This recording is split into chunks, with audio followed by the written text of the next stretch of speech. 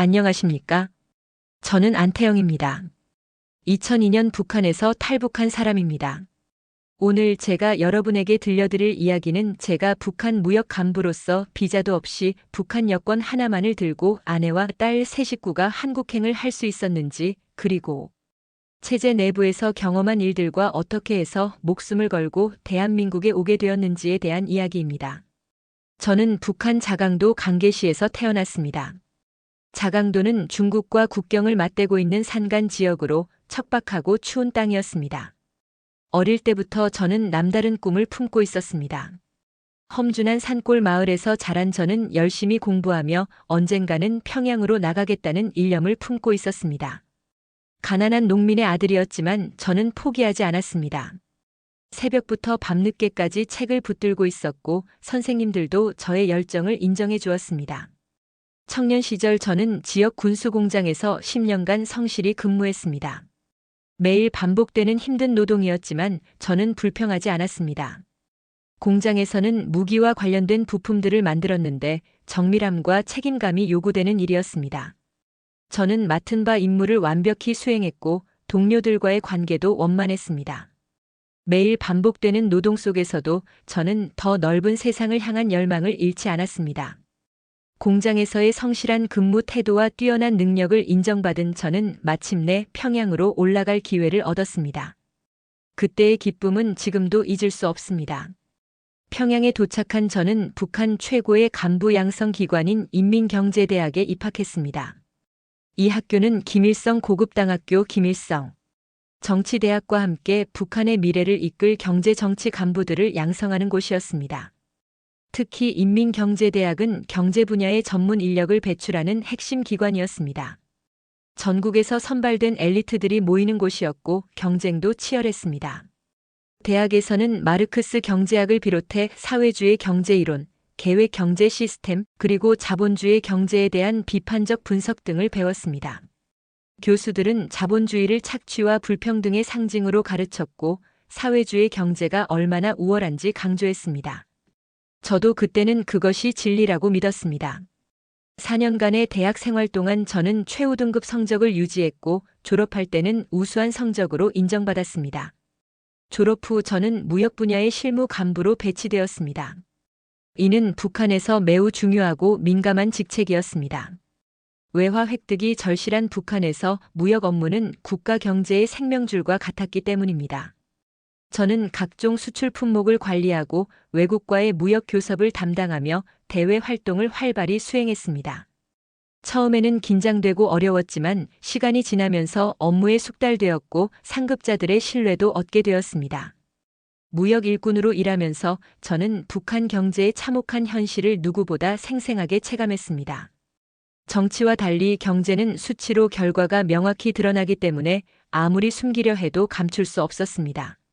매달 매일 매시간 하락하는 경제 지표들을 저희 간부들은 일반 주민들보다 먼저 접하고 있었습니다. 회의실에서 보고되는 숫자들은 참담했습니다. 생산량은 계속 줄어들고 수출은 부진했으며 외화 보유량은 바닥을 치고 있었습니다. 북한은 표면적으로는 세금 없는 나라를 자처했지만 실상은 전혀 달랐습니다. 주민들의 노동 수익을 국가가 대부분 가져가는 구조였습니다. 노동자들이 받는 월급은 진정한 의미의 임금이 아니라 문화생활비 개념에 불과했습니다. 머리 깎기, 목욕탕 이용, 출퇴근 교통비 등만 지급되었지요. 실제 노동자에게 돌아가는 돈은 매우 적었습니다. 월급이 약 2,700원 정도였는데 2002년 당시 환율로 약 1.8달러 수준이었습니다. 이 돈으로는 아무것도 할 수 없었습니다. 쌀 한 포대도 사기 어려운 금액이었습니다. 저는 무역 업무를 하면서 이런 현실을 더욱 절감했습니다. 외국 바이어들과 만날 때마다 우리가 얼마나 가난한지 드러났기 때문입니다.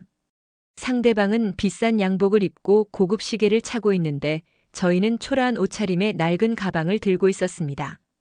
상대방이 제시하는 가격도 감히 흥정할 수 없을 정도로 절박했습니다. 가장 심각한 문제는 외화 부족으로 인한 구조적 경제 마비였습니다. 북한의 화폐는 국제적으로 통용되지 않았기 때문에 외화로 원자재를 수입하고 북한 돈으로 내수 판매를 하면 그 돈을 다시 외화로 바꿀 수 없었습니다. 재투자가 불가능해 경제는 매번 마비되었습니다. 이것은 정말 악순환이었습니다. 예를 들어 석유는 달러를 주고 수입해서 가공한 다음 국내에 판매하면 수익은 북한 돈으로 받게 되는데 이 돈은 무용지물이었습니다. 국제시장에서는 아무도 북한 돈을 받아주지 않았기 때문입니다. 외화를 벌 수 있는 수단이 없으니 공장 가동은 중단되고 경제 붕괴가 일상화되었습니다. 저는 이런 상황을 지켜보면서 답답함을 느꼈습니다. 아무리 열심히 일해도 시스템 자체가 문제였으니까요. 공장들은 원자재 부족으로 가동을 멈추는 일이 빈번했습니다. 전력 공급도 불안정해서 생산 계획을 제대로 세울 수 없었습니다. 노동자들은 출근해도 할 일이 없어 시간만 보내는 경우가 많았습니다.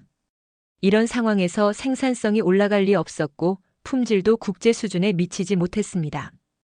무역 간부로서 외국 출장을 다니면서 저는 남한 제품들을 직접 보고 경제 수준의 차이를 체감했습니다. 처음에는 믿을 수 없었습니다. 현대, 기아 자동차는 물론이고 삼성, LG 전자 제품들이 거리마다 넘쳐났습니다. 유럽 박람회에서는 남한 제품들이 압도적으로 많은 부스를 차지하고 있었습니다. 규모도 크고 화려했습니다. 외국 바이어들도 한국 제품에 많은 관심을 보였습니다. 반면 북한은 김일성 관련 서적 몇 권을 들고 나가는 수준이었습니다. 정말 쪽팔렸습니다. 다른 나라 사람들이 저희를 보는 시선이 동정의 눈빛이었습니다. 남한은 마치 전자공업의 성지처럼 보였습니다. 특히 커튼 원단, 기능성 면직물 등을 보면서 감탄했습니다. 품질이 정말 뛰어났고 디자인도 세련되었습니다. 북한의 수출 품목은 도자기, 신발, 간단한 기계 부품 등이 전부였는데 이마저도 점점 줄어들고 있었습니다.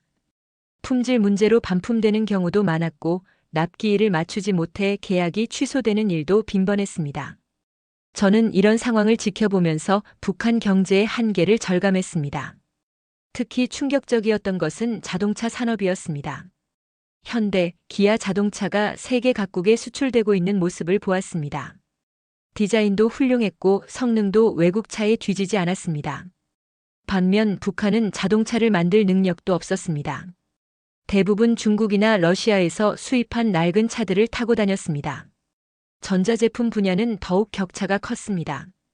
삼성, LG 제품들은 세계 최고 수준이었습니다. 텔레비전, 냉장고, 세탁기 등 모든 가전제품이 첨단 기술로 만들어져 있었습니다. 북한에서는 상상할 수 없는 수준이었습니다. 저희는 기본적인 라디오나 텔레비전도 제대로 만들지 못했으니까요. 북한 경제 간부 교육에서는 자본주의 경제를 비판적으로만 가르쳤습니다. 남조선은 지하자원이 없어 감기에 쉽게 걸리는 체질이라고 선전했고 박정희를 매국 경제 건설자로 매도했습니다. 교수들은 한국 경제가 외국 자본에 종속되어 있고 언제든지 붕괴할 수 있다고 가르쳤습니다. 또한 자본주의는 소수가 부를 독점하고 대다수는 가난에 시달리는 불평등한 시스템이라고 했습니다. 하지만 현실 속에서 대한민국은 달랐습니다. 화학, 석유화학, 자동차 산업의 글로벌 위상을 확인할 수 있었습니다. 원유 한 방울 안 나는 나라가 세계적인 석유화학 제품을 수출하고 있었습니다. 이것은 정말 놀라운 일이었습니다. 기술력과 창의력으로 이런 성과를 낸 것이었습니다. 저는 이런 현실을 보면서 북한에서 배운 것들이 얼마나 잘못되었는지 깨달았습니다. 한국은 자원이 없어도 인적 자원과 기술력으로 경제를 발전시켰습니다. 교육 수준도 높았고 연구개발에도 많은 투자를 하고 있었습니다. 반면 북한은 자원은 있어도 제대로 활용하지 못하고 있었습니다. 특히 놀라웠던 것은 한국의 수출 실적이었습니다. 자동차, 전자제품, 화학제품, 선박 등 다양한 분야에서 세계 시장에서 경쟁하고 있었습니다. 품질도 일본이나 독일 제품에 뒤지지 않았습니다. 이런 모습을 보면서 저는 한국의 진짜 모습을 알고 싶어졌습니다. 저는 남한의 경제 현실을 직접 확인한 뒤 대한민국으로 들어가 봐야 진짜인지 알겠다는 생각으로 남한행을 결심했습니다. 처음에는 단순한 호기심이었습니다. 정말 한국이 그렇게 잘 사는 나라인지 직접 보고 싶었습니다. 하지만 시간이 지나면서 이것은 단순한 호기심을 넘어서 강한 열망이 되었습니다. 북한에서의 삶은 답답했습니다. 아무리 열심히 일해도 나아지는 것이 없었습니다. 경제는 계속 악화되었고 주민들의 생활은 더욱 어려워졌습니다. 저 같은 간부도 미래에 대한 희망을 갖기 어려웠습니다. 아이의 미래를 생각하면 더욱 절망적이었습니다. 그런데 한국의 모습을 보면서 다른 삶이 가능하다는 것을 알게 되었습니다. 자유롭게 경제 활동을 하고 노력한 만큼 대가를 받을 수 있는 사회가 있다는 것을 알았습니다. 그런 곳에서 살고 싶다는 생각이 강해졌습니다. 당시 저는 체코 주재 북한 대사관에 파견되어 있었습니다. 무역 업무를 담당하면서 유럽 지역의 바이어들과 접촉하는 일을 하고 있었습니다. 체코는 동유럽의 중심지여서 다양한 나라 사람들을 만날 수 있었습니다. 어느 날 저는 한국 대사관에 전화를 걸었습니다. 정확히 무슨 말을 하려고 했는지는 기억이 나지 않습니다. 아마도 한국에 대해 궁금한 것이 있어서 문의하려고 했던 것 같습니다. 한국 대사관 여성 직원이 전화를 받았는데 저는 해야 할 말을 못하고 조선 사람입니다. 축구 잘 봤어요 라는 말만 하고 원래 하려던 말을 못하고 끊어버렸습니다. 전화를 받는 사람이 여자라서 그랬습니다. 그때까지만 해도 저는 여자와 통화하는 것이 어색했습니다. 북한에서는 남녀가 자유롭게 대화하는 것이 쉽지 않았거든요. 특히 모르는 여자와 전화 통화를 하는 것은 더욱 어색했습니다. 지금 생각해보면 우스운 일이지만 그때는 정말 당황스러웠습니다. 2002년 9월 9일 아침 저는 설명할 수 없는 오늘 떠나야 한다는 강한 느낌이 들었습니다. 평소와 다른 기분이었습니다. 가슴이 두근거리고 불안했습니다. 무언가 중요한 일이 일어날 것 같은 예감이 들었습니다. 9월 9일은 북한 최대 명절인 구구절로 해외 북한 노동자들은 충성선서를 하는 날이었습니다. 이날에는 모든 해외 근무자들이 대사관에 모여서 김일성, 김정일에 대한 충성을 다시 한번 다짐하는 의식을 가집니다. 저도 그 의식에 참석해야 했습니다. 하지만 그날 아침의 느낌은 달랐습니다. 오늘 떠나지 않으면 안 될 것 같은 강한 느낌이 들었습니다. 논리적으로 설명할 수는 없었지만 직감적으로 확신했습니다. 나중에 알고 보니 정말 천만다행이었습니다. 탈북할 결심을 한 저는 아내를 깨워 비행기표 빨리 끊자며 급히 준비했습니다. 아내는 갑작스러운 제 행동에 놀랐지만 제 절박한 모습을 보고 따라주었습니다. 당시 저는 아내, 아이 포함 세 식구였는데 기적처럼 비행기표가 딱 3자리가 남아 있었습니다. 자리는 3자리 모두 분산되어 흩어져 있었지만 말입니다. 이것도 정말 기적 같은 일이었습니다. 갑자기 비행기표를 구하려고 하면 보통은 자리가 없는 경우가 많습니다. 특히 3명이 함께 탈 수 있는 자리를 구하기는 더욱 어렵습니다. 하지만 그날은 정말 운이 좋았습니다. 짐은 거의 챙기지 않고 사진과 당장 필요한 것들만 들고 공항으로 향했습니다. 많은 짐을 가지고 가면 의심받을 수 있었기 때문입니다. 평소처럼 출장을 가는 것처럼 보이려고 했습니다. 체코를 떠나 독일을 거쳐 한국으로 가는 항공편을 이용했습니다. 한국이 최종 목적지인데 저는 북한 여권 소지자였지만 별 문제 없이 출국 도장을 받고 비행기에 탑승했습니다. 여러분, 이것이 얼마나 기적 같은 일인지 아십니까? 북한 여권을 가지고 있고 비자가 없는 상태에서 대한민국행 비행기를 타는 것은 절대 불가능한 일입니다. 보통 항공사에서는 목적지 국가의 비자나 입국 허가서가 없으면 탑승을 거부합니다. 왜냐하면 승객이 목적지에서 입국이 거부되면 항공사가 그 승객을 다시 데려와야 하는 책임이 있기 때문입니다. 그런데 그날은 정말 기적이 일어났습니다.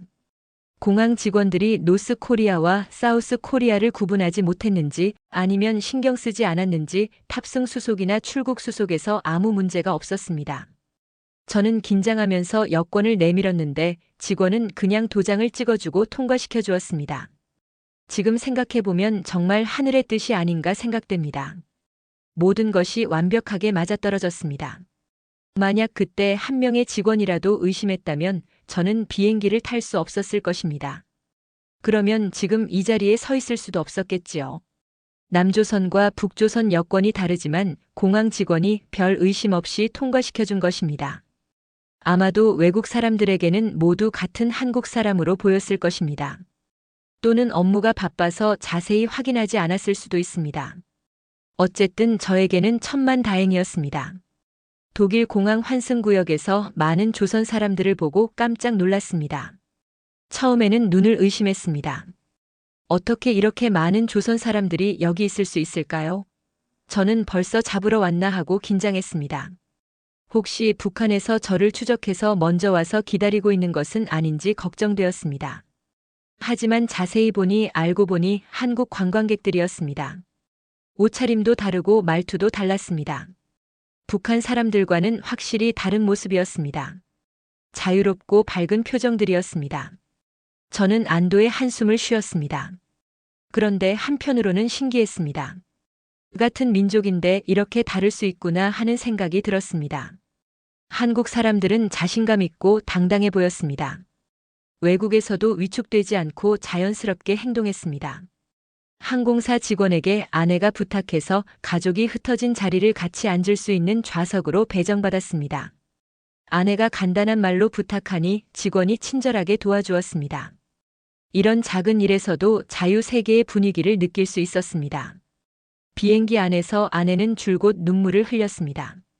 고향을 떠나는 슬픔과 불안한 미래에 대한 걱정 때문이었을 것입니다. 저도 복잡한 마음이었습니다. 정말 잘하는 일인지 확신이 서지 않았습니다. 하지만 이제 돌이킬 수 없는 길이었습니다. 인천공항에 착륙한 후 저는 인천공항의 현대성과 규모에 감탄했습니다. 정말 놀라웠습니다. 이렇게 크고 현대적인 공항을 본 적이 없었습니다. 북한의 순환 공항과는 비교할 수 없을 정도로 웅장하고 세련되었습니다. 유리와 철골로 이루어진 건물은 마치 미래 도시 같았습니다. 제가 북한에서 보고 배운 것과는 차원이 다른 대한민국의 인프라에 충격을 받았습니다. 이런 공항을 만들 수 있는 나라라면 정말 경제력이 대단할 것이라는 생각이 들었습니다. 시설도 최첨단이었고 모든 것이 체계적으로 운영되고 있었습니다. 입국장에 들어갔는데 아무도 저희에게 관심을 가져주지 않았습니다. 누구도 왜 왔냐고 묻지 않았습니다. 마치 투명인간이 된 기분이었습니다. 저는 북한 여권을 들고 있는 사람인데 아무도 신경 쓰지 않는 것이 신기했습니다. 공항 직원들은 각자 자신의 업무에 바빠 보였습니다. 승객들도 마찬가지였습니다. 모든 사람들이 자신의 일에 집중하고 있었습니다. 이런 모습이 북한과는 달랐습니다. 북한에서는 외국인이나 이상한 사람이 있으면 금세 관심의 대상이 되거든요. 지나가던 공항 직원에게 동무 하고 말을 걸어보니 처음엔 무시당했습니다. 그 직원은 저를 이상한 사람으로 생각했을 것입니다. 한국에서는 동무라는 말을 쓰지 않으니까요. 저는 당황했지만 다시 말을 걸었습니다. 다시 말을 걸고 사정을 얘기하니 관계자를 불러오고 조그만 방으로 안내받았습니다. 그제서야 상황이 심상치 않다는 것을 깨달은 것 같았습니다. 저는 긴장했지만 이미 온 이상 어쩔 수 없었습니다. 뒤늦게 상황을 파악한 직원이 국정원에 신고했고 큰 무리가 와서 조사를 시작했습니다. 여러 명의 사람들이 들어왔는데 모두 진지한 표정이었습니다. 작은 방으로 이동되어 탈북 이유 진술을 요구받았습니다. 왜 왔냐는 질문에 혼란을 느꼈습니다. 저는 굶어서 온 것도 정치적 이유도 아니었으며 그냥 왔다고 말하기 어려운 상황이었습니다. 어떻게 설명해야 할지 막막했습니다. 북한에서 잘 살던 간부가 갑자기 왜 왔는지 이해하기 어려웠을 것입니다. 국정원 요원이 와서 가족을 분리하고 조사했습니다. 저는 한 방에, 아내는 다른 방에, 아이는 또 다른 곳에서 각각 조사받았습니다. 비행기표, 여권, 경로 등 모든 이동 경로를 자세히 체크했습니다. 언제 어디서 무엇을 했는지 시간 순서대로 모든 것을 기록했습니다. 조사 과정은 매우 치밀했습니다. 제가 북한에서 어떤 일을 했는지, 왜 체코에 있었는지, 언제부터 탈북을 계획했는지 등등 세세한 부분까지 물어보았습니다. 저는 솔직하게 모든 것을 말했습니다. 숨길 이유도 없었고 숨겨봐야 나중에 들통날 것이었으니까요. 그런데 조사 과정에서 핵심적이고 아찔한 사실이 드러났습니다. 9월 9일 저희가 도착한 바로 다음 날인 9월 10일에 북한 보위부에서 저를 체포하러 올 계획이 있었다는 것입니다. 이 사실을 알았을 때 저는 정말 소름이 돋았습니다. 북한의 새로운 사장과 보위부 요원이 체코 공항에 도착했으나 저는 하루 먼저 떠났던 것입니다. 만약 제가 하루만 늦게 떠났어도 공항에서 붙잡혔을 것입니다. 그러면 지금 이 자리에 있을 수 없었겠지요. 정말 아찔한 순간이었습니다. 하루 늦게 떠났으면 잡혀서 한국에 못 들어왔다는 말이 나올 정도로 아찔한 순간이었습니다. 그날 아침에 느꼈던 강한 직감이 정말 저를 구해준 것이었습니다. 만약 그 직감을 무시했다면 어떻게 되었을지 상상하기도 싫습니다. 국정원 조사 과정에서 제가 체코에서 한국 대사관에 전화를 하고 여성 직원과 통화했던 기록도 확인되었습니다. 그때의 짧은 통화가 저의 탈북 의지를 보여주는 증거 중 하나가 되었습니다. 비록 제대로 대화하지는 못했지만 한국에 대한 관심을 보여주는 기록이었던 것입니다. 조사관들은 저의 진술과 각종 증거들을 종합해서 저희 가족이 진짜 탈북자라는 것을 확인했습니다. 특히 보위부가 저를 잡으러 왔다는 사실이 결정적인 증거가 되었습니다. 만약 저에게 문제가 없었다면 보위부가 굳이 체포하러 올 이유가 없었을 테니까요. 나중에 더 자세한 정보를 알게 되었는데 북한에서는 저의 행적을 이미 의심하고 있었다고 합니다. 제가 외국에서 남한 제품들을 보고 감탄하거나 한국에 대해 궁금해하는 모습들이 보고되었던 것 같습니다. 해외 근무자들은 항상 감시받고 있거든요. 특히 제가 한국 대사관에 전화한 것이 결정적이었을 것입니다. 북한 정보기관은 해외 근무자들의 전화 통화도 감시합니다. 제가 한국 대사관에 전화한 것이 발각되어서 의심받기 시작했던 것 같습니다. 그래서 9월 9일 바로 그날 저를 체포할 계획을 세웠던 것입니다. 북한 최대 명절인 9월 9일에 충성선서 의식에 참석하라고 해서 저를 대사관으로 불러들인 다음 그 자리에서 체포할 계획이었던 것 같습니다. 하지만 저는 그날 아침 이상한 직감을 느끼고 급히 떠났습니다. 정말 간발의 차이였습니다. 몇 시간만 늦었어도 붙잡혔을 것입니다. 지금 생각해도 정말 아찔합니다. 보위부 요원들이 체코에 도착해서 저를 찾았지만 이미 저는 한국으로 향하는 비행기 안에 있었습니다. 그들은 허탕을 쳤을 것입니다. 아마도 저희 가족이 갑자기 사라진 것을 알고 크게 당황했을 것입니다. 평양에 남은 가족들은 처음엔 제가 도망쳐서 자신들까지 처벌받을까 걱정했습니다. 북한에서는 한 사람이 탈북하면 그 가족들도 함께 처벌받는 경우가 많거든요. 3대가 연좌제로 처벌받는 것이 북한의 관례입니다. 저희 부모님과 형제들은 갑작스러운 저의 탈북 소식을 듣고 크게 충격받았을 것입니다. 왜 미리 말하지 않았느냐, 어떻게 가족을 버리고 갈 수 있느냐며 원망했을 수도 있습니다. 저도 그런 마음을 이해합니다. 하지만 시간이 지나면서 가족들도 저의 선택을 이해하게 되었습니다. 북한의 현실이 얼마나 절망적인지 그들도 알고 있었으니까요. 저의 탈북이 단순한 배신이 아니라 더 나은 삶을 찾아서 한 것이라는 것을 알게 되었습니다. 다행히 저희 가족들이 크게 처벌받지는 않았습니다. 아마도 제가 해외에서 갑자기 사라진 것으로 처리되었을 것입니다. 보위부도 저희의 탈북 사실을 크게 알리지 않았을 것입니다. 자신들의 감시 체계에 구멍이 있었다는 것을 인정하는 셈이니까요. 저는 탈북자 신분으로 새로운 삶을 시작하게 되었습니다. 처음에는 모든 것이 낯설고 어려웠습니다. 언어부터 다르고 생활 방식도 달랐습니다. 하지만 자유롭게 살 수 있다는 것만으로도 감사했습니다. 한국에 정착하면서 저는 제가 외국에서 본 것들이 진짜였다는 것을 확인했습니다. 한국의 경제력은 정말 대단했습니다. 거리마다 자동차가 넘쳐났고 백화점에는 온갖 물건들이 가득했습니다. 사람들의 생활 수준도 북한과는 비교할 수 없을 정도로 높았습니다. 특히 놀라웠던 것은 일반 시민들의 생활이었습니다. 북한에서는 고위 간부들만 누릴 수 있는 것들을 한국에서는 평범한 사람들도 누리고 있었습니다. 자동차, 전자제품, 좋은 옷, 맛있는 음식 등등 모든 것이 풍족했습니다. 교육 시스템도 인상적이었습니다. 학생들이 자유롭게 토론하고 자신의 의견을 표현할 수 있었습니다. 북한에서는 상상할 수 없는 일이었습니다. 창의성과 개성을 중시하는 교육 방식이 한국의 발전 원동력 중 하나라는 것을 알 수 있었습니다. 언론의 자유도 놀라웠습니다. 정부를 비판하는 기사들도 자유롭게 나오고 다양한 의견들이 공존하고 있었습니다. 북한에서는 절대 불가능한 일이었습니다. 이런 자유로운 분위기가 사회 발전에 큰 도움이 된다는 것을 실감했습니다.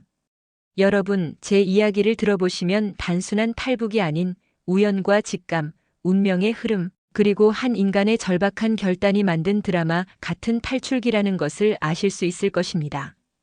9월 9일이라는 날짜의 상징성과 위기, 철저한 감시 체계 속에서 국경을 넘어온 한 사람의 용기와 생존 본능, 그리고 탈북자에 대한 한국 사회의 무관심까지 여러 층위의 감정이 복합적으로 녹아있는 이야기입니다. 저는 무역과 경제 분야에서 오랜 기간 북한 체제 내부를 경험한 사람으로서 북한의 경제, 구조적 문제와 체제의 불합리함, 남한 경제와의 격차를 생생하게 증언하고 있습니다. 북한 경제는 근본적으로 한계가 있는 시스템입니다. 외화 부족, 기술 낙후, 비효율적 계획 경제 등이 복합적으로 작용해서 발전이 불가능한 구조입니다. 또한 자본주의는 부패하고 사회주의는 우월하다는 북한 내 선전의 실체적 허구를 폭로하고 있습니다. 실제로는 정반대였습니다. 자본주의 체제 하에서 한국은 놀라운 경제 발전을 이루었고 국민들의 생활 수준도 크게 향상되었습니다. 무엇보다 북한 여권을 가지고 비자 없이 대한민국행 비행기를 탈 수 있었다는 것은 정말 기적 같은 일이었습니다. 이것이 없었다면 저는 지금 여러분 앞에 서 있을 수 없었을 것입니다. 모든 것이 완벽하게 맞아떨어진 운명적인 하루였습니다.